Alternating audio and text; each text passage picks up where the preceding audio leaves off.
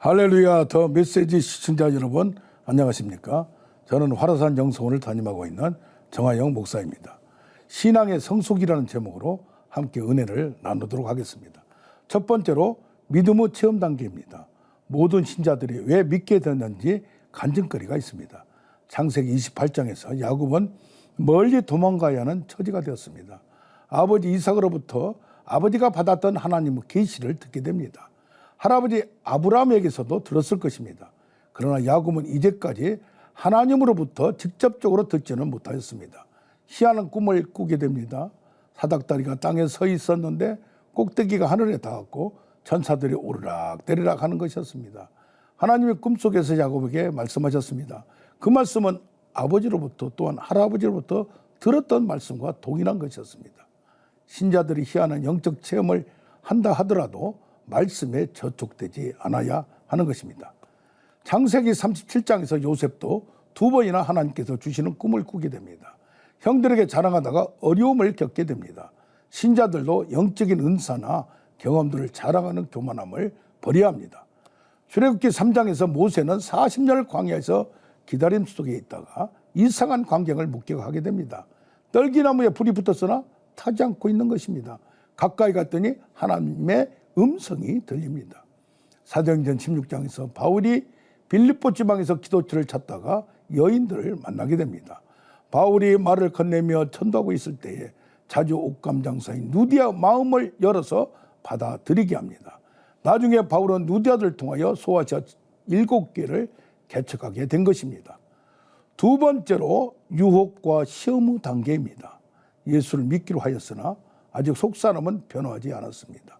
신자의 내면에 아직도 세상의 욕망과 육신의 욕심이 내재되어 있습니다. 결단 없이는 변화하지도 않고 하루아침에 바뀌어지지도 않습니다. 지속적으로 끝없는 싸움이 연속되어야 합니다. 다윗은 어렸을 때 물맷돌로 고질앗을 쓰러뜨리는 전설적인 간증이 있습니다. 그러면서 다윗은 군인으로 훈련되고 육신적으로도 성장하며 군인다운 면모를 갖추게 되었습니다. 그러다가 어느 날 여인을 보고 유혹을 받아 살인죄까지 저지르게 됩니다. 다윗의 위대한 면모는 선지자의 지적을 받을 때마다 무릎을 꿇고 회개한다는 것입니다. 다윗이 인구 조사를 하고 나서도 선지자의 지적을 받고 회개합니다. 신자라도 죄를 짓게 됩니다. 인간의 본성이 기약 중에 태어남을 알게 됩니다. 그리하여 성령을 거두지 말라고 간청하는 것입니다. 솔로몬은 처음부터 바로왕의 딸을 아내로 맞이합니다.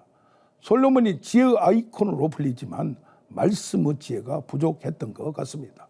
세상의 지혜가 출중하다 보니 말씀의 지혜를 소홀히 한 것 같아요. 정치적으로 또한 외교적으로 풀면 간단한 문제를 신앙적으로 한다고 고생할 필요가 없다는 것입니다. 이방 여인들을 멀리하고 절대 혼인관계를 맺지 말라고 하였는데도 모세 오경과 여호수아에서부터 강조하고 있는데도 말입니다. 자신이 충분히 통제 가능하다고 착각하였던 것 같습니다. 그러나 결국 이방 여인들이 산당을 짓고 이방 종교의 신들을 제사하며 분향하였습니다. 왕자들이 이방 신들을 섬기고 배우게 됩니다. 결국 솔로몬은 이스라엘을 혼합종교 본산지로 만드는 장본인이 되었습니다.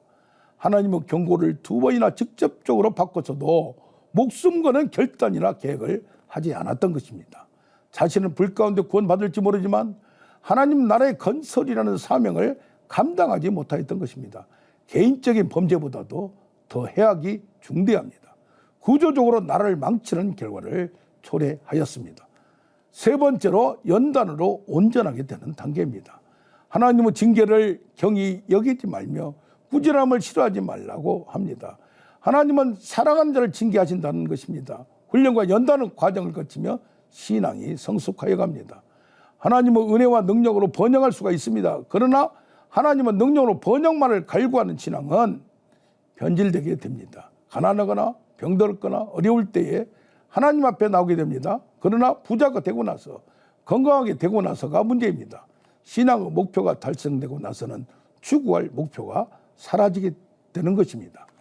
아브라함은 처음에는 본토를 떠나 가나안 땅에 왔습니다. 이제 친척인 롯까지 보냅니다. 자신의 잘못된 믿음으로 이스마엘을 육신의 자녀로 갖게 됩니다. 이삭의 자녀 이삭과 중돌할 때 하나님은 육신의 모든 것들을 내 보내라고 명령합니다. 하나님이 단계별로 또한 시기적으로 필요한 시점에 결단을 요구하십니다.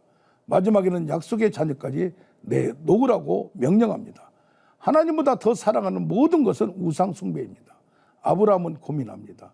천하 만민이 약속의 자녀 이삭을 통하여 복을 받는다고 언약하였습니다. 그런데 약속의 자녀를 죽인다면 무엇으로 자손들이 생긴다는 것입니까? 논리적으로 도저히 수수께끼를 풀 수가 없습니다. 그러나 마지막에 결단합니다. 모든 것은 하나님이 해결하십니다. 때와 시기도 하나님께 달려 있습니다. 수단과 방법도 하나님이 준비하십니다. 지금까지 더 메시지 정하영 목사였습니다. 감사합니다.